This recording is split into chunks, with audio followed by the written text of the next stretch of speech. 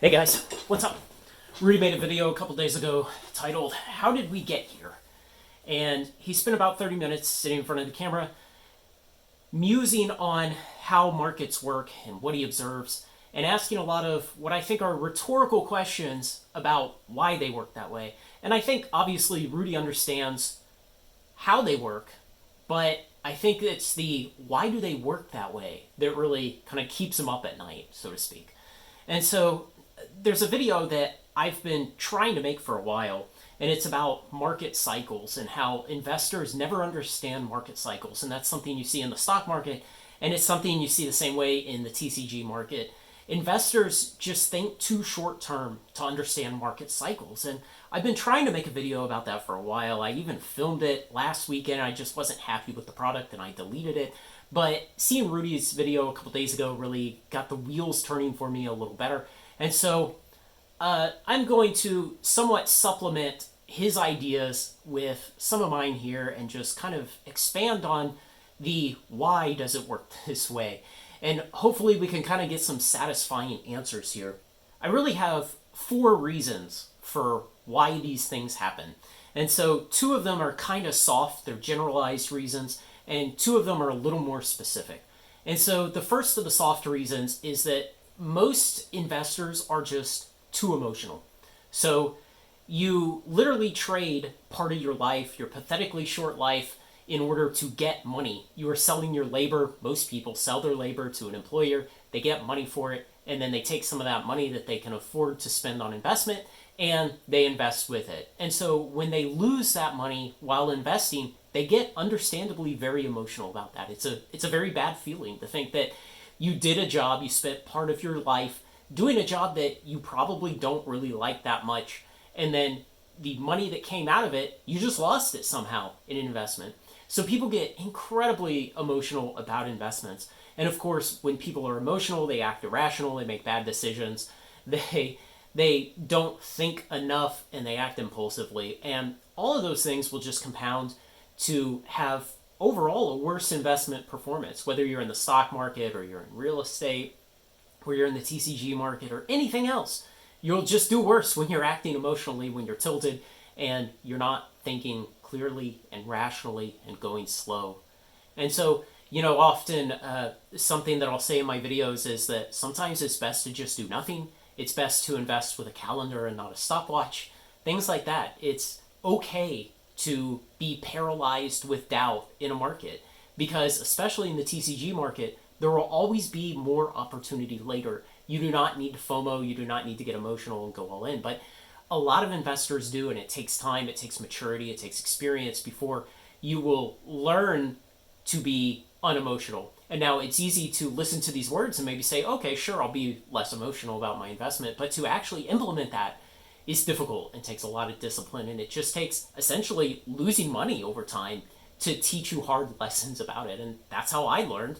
Almost 20 years I've been investing in the stock market, and I had to make bad bets and lose money at times and learn those hard lessons to be less emotional. But that's basically the first kind of soft reason about why this happens. Why do we see this kind of cyclical nature of the market again and again, and the inability of people to rationally realize that it's going to be cyclical again in the future, and if you prepare yourself for that, you'll have better returns.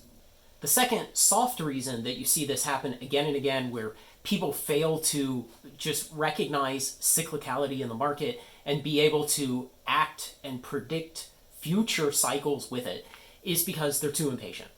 And so, of course, nobody wants to go in again tomorrow to a job they hate. Nobody wants to keep struggling to pay bills. Nobody wants to keep postponing vacations and things like that. And nobody wants to wait till 65 or 70 to retire. And so people will make irrational Hail Mary bets in markets. They'll buy lottery tickets. They'll go to casinos. They'll do all these things that have very, very, very highly variable outcomes, including going to zero, in order to try to gain back time. And they're too impatient to say, hey, if I just take a little bit of every paycheck, I invested in blue chip stocks, and I start that in my early 20s, then by the time I get to 40, sometime around 40 or a little afterwards, you'll roll over into a millionaire, and then you can start making better decisions about what you want to do with the rest of your life from then on. But if you take a 20-year-old and you lay out that plan for them, they're going to look at you and say, you mean I have to wait till 40 before I have some measure of financial independence? And you say yes. And from your seat, when you're 35, 40, 45, like most of my viewers are, then yes, that seems like a very good deal. But to the 20-year-old who's highly impulsive and impatient, they think that's awful. They think it's awful to work for 20 years and then invest slowly and get rich doing it. And so the result is you see people do things like, again, casino, lottery, all kinds of gambling, specking on garbage modern cards. If you go over to the MTG Finance subreddit, you'll see people over there just buying stacks and stacks of garbage modern cards, hoping that some synergy will come around in the next expansion and that a buy list will open up and buy all these garbage cards off of them and they'll double their money. And rarely somebody does, but like they admit themselves over there, most specs go to zero in the same way that most lottery tickets go to zero, most trips to the casino go to zero. And so impatience is another one of these things that just leads people to make bad decisions in the market, to be blind to the past that they've witnessed themselves, and to be paralyzed from being able to act on what they know the cycles in the past look like and what they can rationally expect those same cycles to repeat and look like again in the future. And so it shuts people down, essentially. The impatience just stops them from being able to think about what they've seen and what they might be able to predict, and to just buy a stock, buy a TCG investment, buy a crypto asset or a piece of real estate or a bond or anything else, and just sit on it. Because remember, the market has imperfect information. You are not the smartest person in the market. There are many, many, many people in the market who are smarter than you, who have better access, who have more capital, and who can run circles around you as an investor. But the one great thing you always have on your side that gives you an advantage is time. You can just buy a good investment and just sit on it, and you will beat the market in the long term. And that's the thing. You have to learn to be patient. And in the market, that's very hard, especially for young investors. Physiologically, men's brains don't actually get to where they can resist a lot of impulsiveness until they're about 25 years old. And evolutionarily, that makes sense. That's a good thing to have. But when you're an investor trying to make long-term decisions and you're in your young 20s and you're trying to say, hey, maybe I should just take a little bit of every paycheck, invest it in good blue chip stocks, and by the time I'm in my early 40s, I'll be a millionaire, they can't do that. And so it just takes time to become patient. And I think that's really kind of the second generalized reason why, again and again, we see things like, Monarch at $70 and people weren't buying it. And obviously, Monarch First Edition was out of print. It was one and done printing in 2021. And when you see it most of last year for $70, $75, $80, $85, it's out of print. The unlimited boxes are not officially out of print, but how much more do you think are going to come to the market? And people refuse to buy it. And, there's this cyclical nature of TCG expansions, and we all know what it looks like, but a lot of investors refuse to make decisions based on all of that past knowledge. So it's just impatience. People want the free tendies. They want to walk into a TCG market, they want to buy something, and then they want to flip it for a 50% gain next week.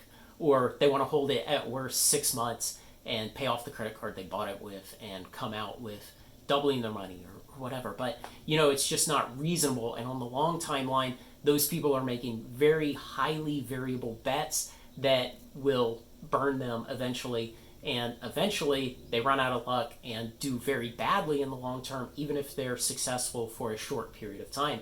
But when you take the longer stance on the market and you're willing to just buy good assets and sit on them for years and then make money off of them, then you're going to do great. And it just takes maturity, it takes experience, it takes losing money to teach you those lessons. So that's the second kind of soft reason.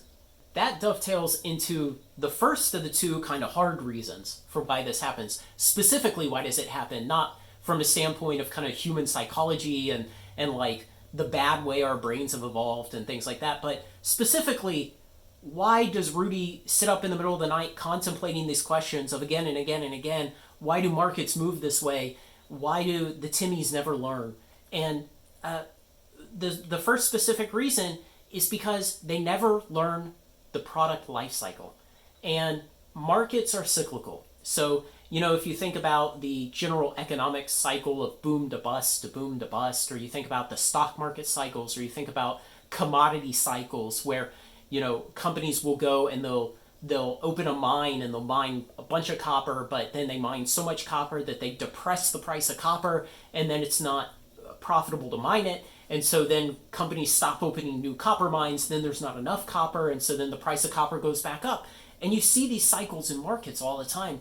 And you always see people fail to act on the fact that the cycles will repeat again. In the TCG world, the cycles look a little different because Ikoria will only have ever been released one time. It will only go out of print one time.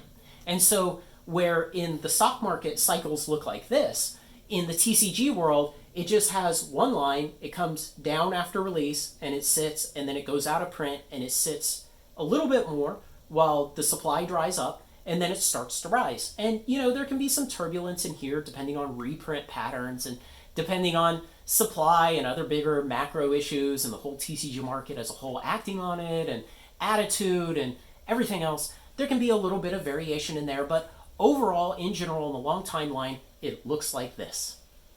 And again and again and again, we see that. Virtually every TCG product, Magic, Flesh and Blood, Pokemon, all of them, they act like that on the long term, but people fail to acknowledge it. People see it again and again and again, but they never put two and two together and say, oh, I can use that as a prediction of what will happen in the future.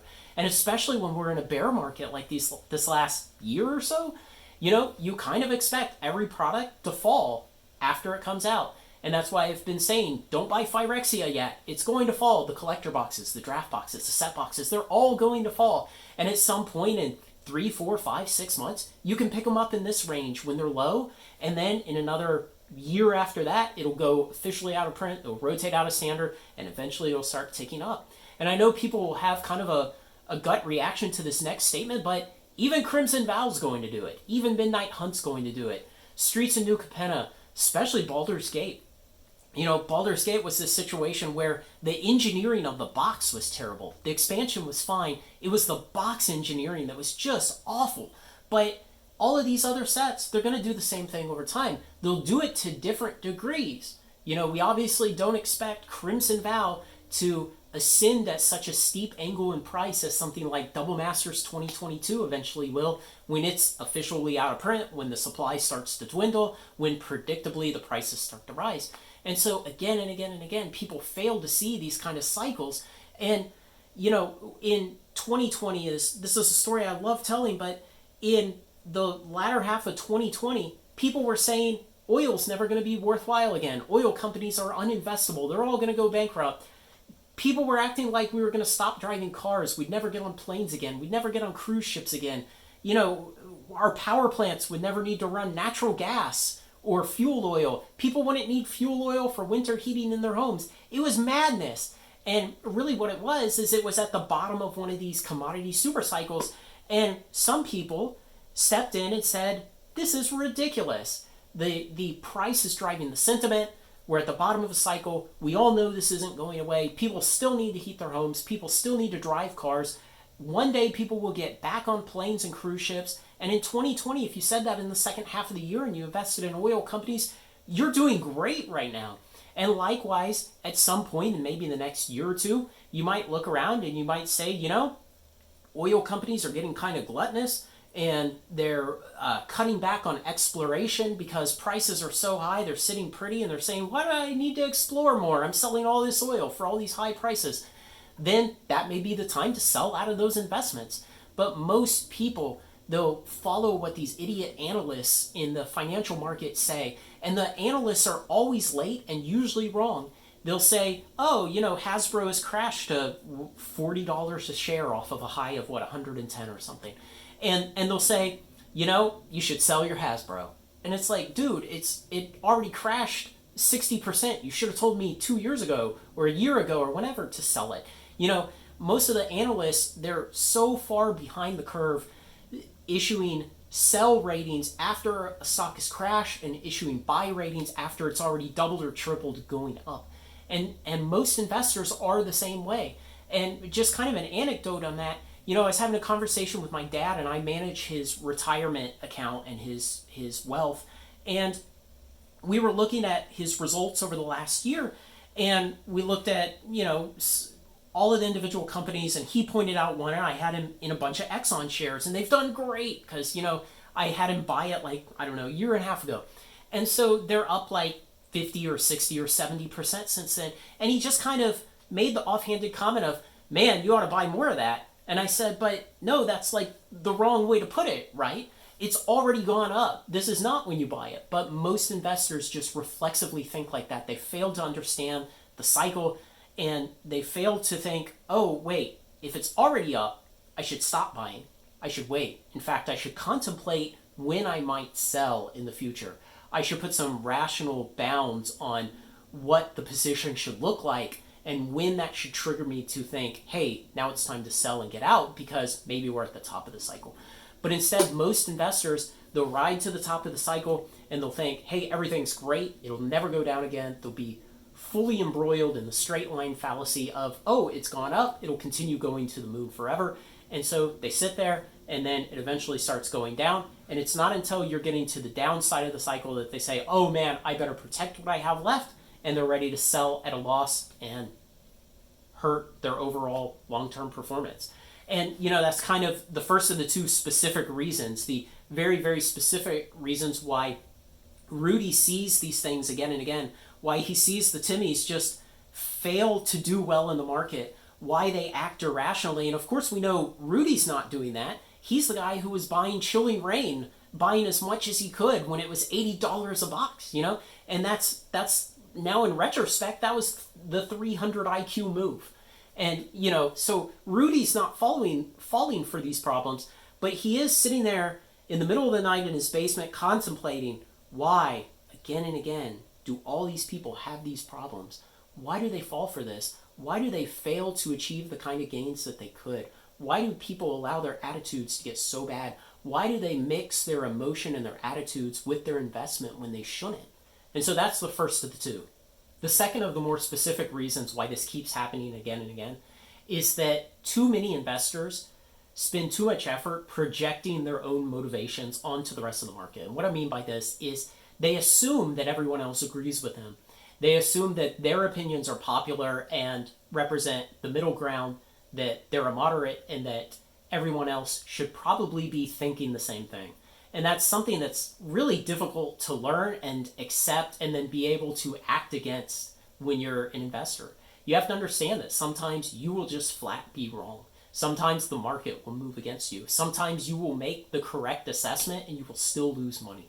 And so people have a hard time with that because they want to think, well, I think Monarch First Edition was printed to oblivion and it'll never go up, and therefore I bet the whole rest of the market will agree.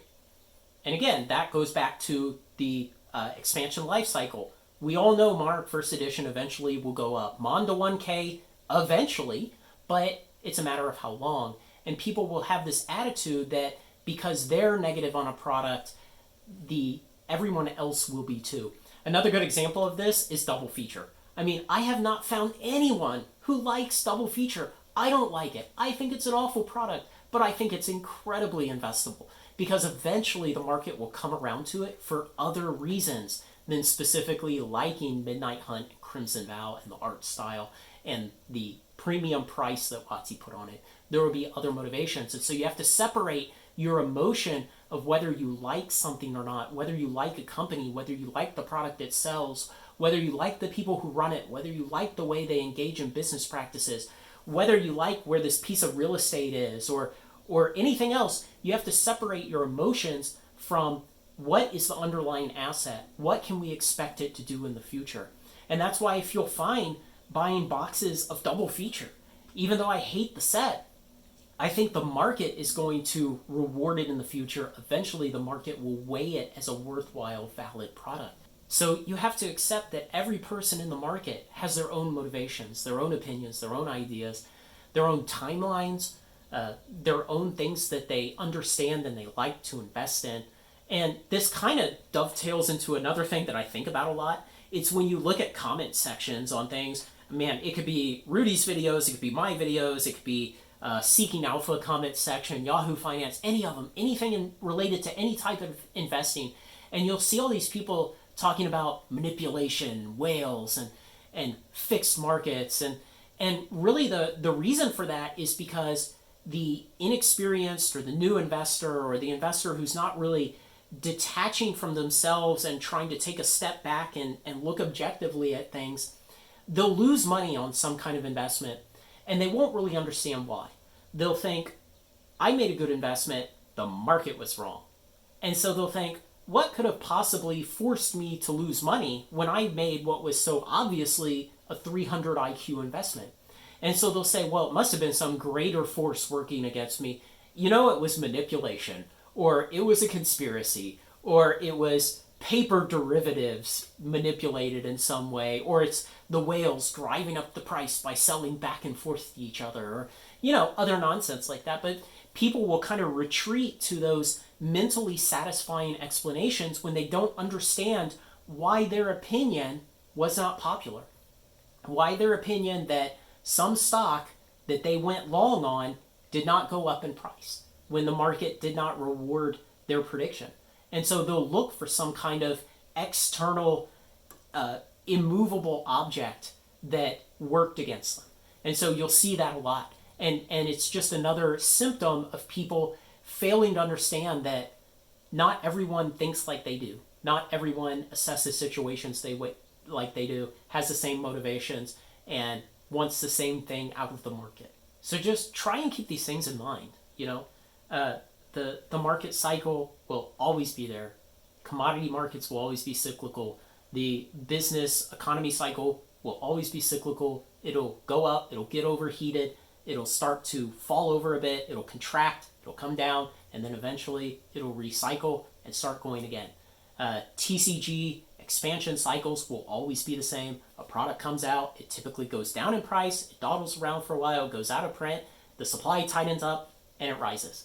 And, you know, if you can detach from the emotion of all of this, if you can get away from that anguish over the fact that you spent part of your life working at a job you hate to get money to invest, then you can invest better, and then you would just feel better about things. You know, you won't be one of those people who sits there agonizing over ticker symbols about what a stock is doing today. Instead, you buy some stocks because you know it's a great company at a good price, it's a great TCG expansion at a good price, and you're happy to just sit on it for years because you know in the long term almost all assets go up. Almost every TCG product goes up. Almost all of them beat the S&P 500, even Magic Standard sets.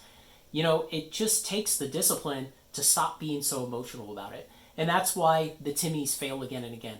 That's why all of last year during 2022, they were bearish. They said sell everything. They stopped buying Standard. They stopped buying Magic. They stopped maybe buying TCGs altogether.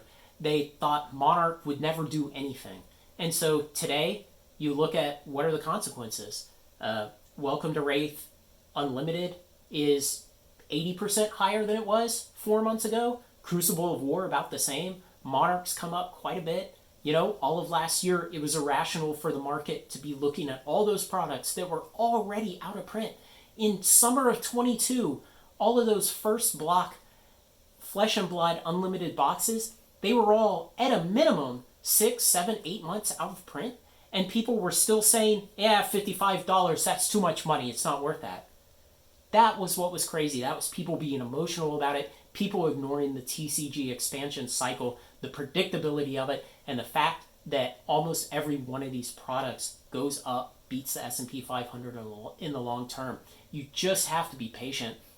And I think in a sense, Rudy's video was him kind of trying to vent some frustration. Because I know that I make these videos and I sit here and I kind of say the same things again and again over time. Which is, stop worrying so much. Stop being so impatient. Stop trying to, get the lowest price by $1. Sometimes it's better to just go ahead and get the product in your hand and stop worrying about it and move on to focusing your mental energy on something else instead of agonizing over $1 or $2 or $3 or even $5 or $10 cheaper for a box. It's sometimes just not worth it. And I think Rudy has that kind of frustration, and maybe he's looking for the way to understand it and to maybe snap some investors and some of his viewers out of that situation where they get so negative at the down part of a cycle, and then at the up part of a cycle they get hysterical again and they want to buy everything at any price because straight line fallacy says it's all going to the moon again. So, that's kind of my thoughts on this. And like I said, I've been thinking about kind of some parallel ideas for a while and tried to put them in a video, but it wasn't until Rudy released that video about 2 days ago that I really, it really kind of cleared up my thinking on it, got it focused to where I could make a good response that I think supplemented it a bit. So let me know what you think, guys. I know for a lot of you, especially my patrons, I have discussions with my patrons, and it's like for them, all of these things seem obvious, because they tend to be older, more mature, more successful investors, and so for them, they don't need the continuous lesson of just be patient, just wait, don't worry, buy and hold. Long term, these things do great. So, it's for some of my other viewers or potentially new viewers who have never engaged with this channel before, new people to the channel. So on that note, if you're a new viewer and you made it all the way to the end of this video, thanks a lot. Subscribe, give me a like, leave a comment, ask questions, whatever. So let me know what you think, guys. Like, comment, share, and subscribe. Join me on Final Trade. Thanks a lot. Join the Patreon.